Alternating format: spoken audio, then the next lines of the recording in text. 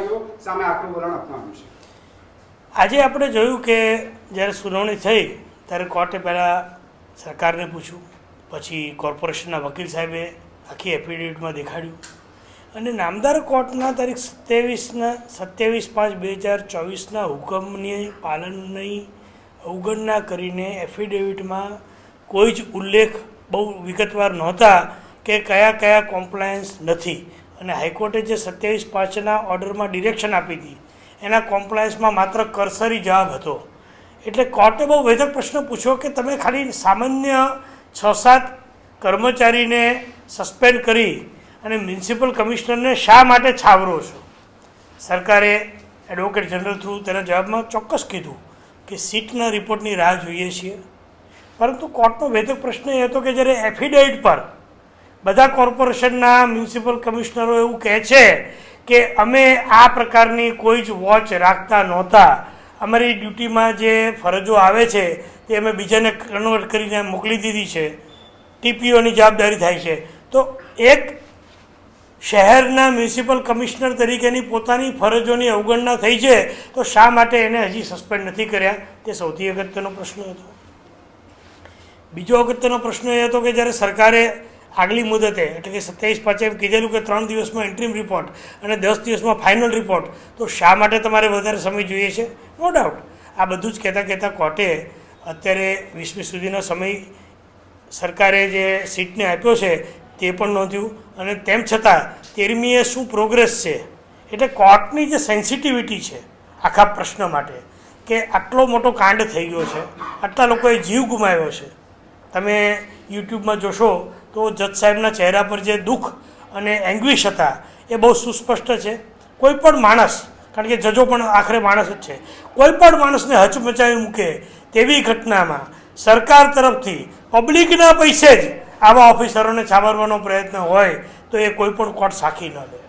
આજે તમે જોયું હશે કે એક બીજો પ્રશ્ન ઊભો થયો કે જે સુઓ મોટો મેં આગળ રહીને લેવા માટે કહ્યું તેને માટે પણ સરકારના મુખ્ય વકીલશ્રીને વાંધો છે કે મારું લોકો શું છે? સાહેબ ઓર્ડર નથી વાંચતા કે 26/5એ જ્યારે સુઓ મોટો લેવાની ત્યારે નામદાર કોર્ટે નોટિસ બજાવવાની જવાબદારી પણ મારે માથે મૂકી છે.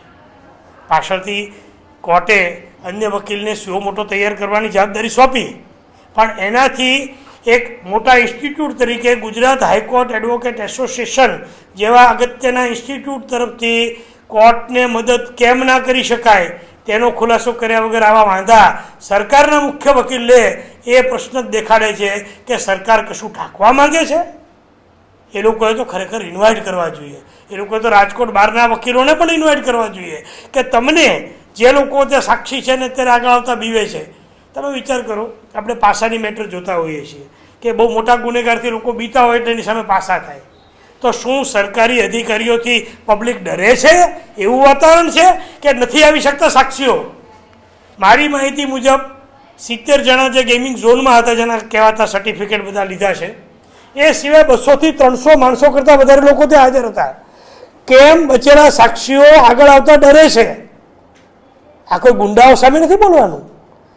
ત્યાં તમે હાજર હતા અને શું ઘટના થઈને કેવી રીતે બચ્યા એની જ વાત કરવા આવવાનું છે. તો પબ્લિક જે લોકો ત્યાં હાજર હતી એ લોકોને મારી વિનંતી છે આગળ આવે, સીટના ઓફિસરોને મળે અને પોતાની તરફથી જે ઘટના થયેલી એનું તાદ્રશ્ય ચિત્ર રજૂ કરે. મોરબી ઝુલતા પુલ દુર્ઘટના ઉપરથી પણ હજી સરકારે સબક નથી લીધો, અથવા તો શું એમાંથી જ શીખી રહી છે એ પ્રકારની વાત પણ ક્યાંક કોર્ટે કહી. તે શું હતી અને જે જવાબદાર અધિકારીઓ સામે જે હત્યાના ગુના શા માટે ન નોંધવા જોઈએ તે પ્રકારની વાત કહી, તે શું હતી અને આ કયા કોન્ટેક્સ્ટમાં કહેવાય?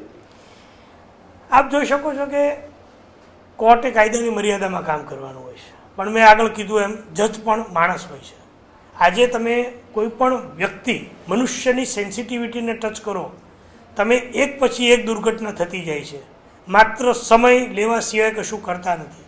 અને એમાંથી તમે જે શીખો છો એનો દુરુપયોગ કરો છો, એ સંદર્ભમાં આ કટાક્ષ હતો કે are you learning from past? Learning સારી વસ્તુ માટે પણ હોય, પણ જે કટાક્ષ હતો તે આ બાબતે હતો કે તમે છાવરવાની નવી નવી પદ્ધતિઓ શીખો છો, એ કટાક્ષ હતો એવું મારું અંગત માનવું છે. સાથે હત્યાના ગુના નોંધવા બાબતે કોર્ટે શું નોંધ્યું?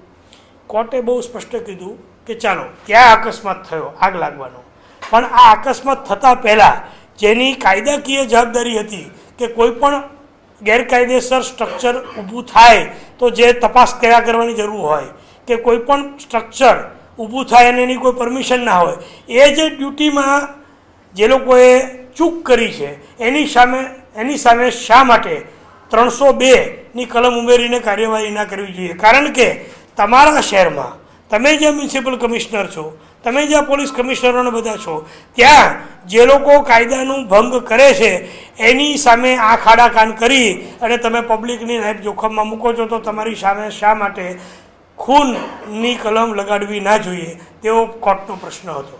સાથે વાત એ છે કે શું માત્ર હાલના કમિશનરો પૂરતી જ આ વાત સીમિત રહેવી જોઈએ અથવા તો જે જૂના કમિશનરો છે તેમને પણ આ બાબત લાગુ પડવી જોઈએ? ખાસ કરીને જે સમયગાળામાં આ બધા સ્ટ્રક્ચર ઊભા થયા તે કમિશનરોની જવાબદારી તો પહેલાં જ કોર્ટે સ્પષ્ટ કરી છે કે એની હોય.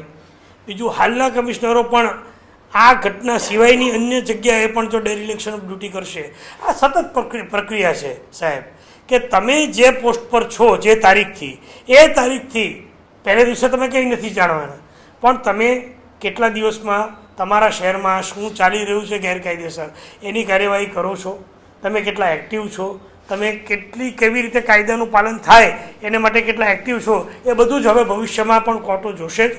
અને જ્યાં પણ આવી ક્ષતિઓ દેખાશે ત્યાં કડક પગલાં લેવા માટે કોર્ટો હુકમ કરતા અચકાશે નહીં. Fire safety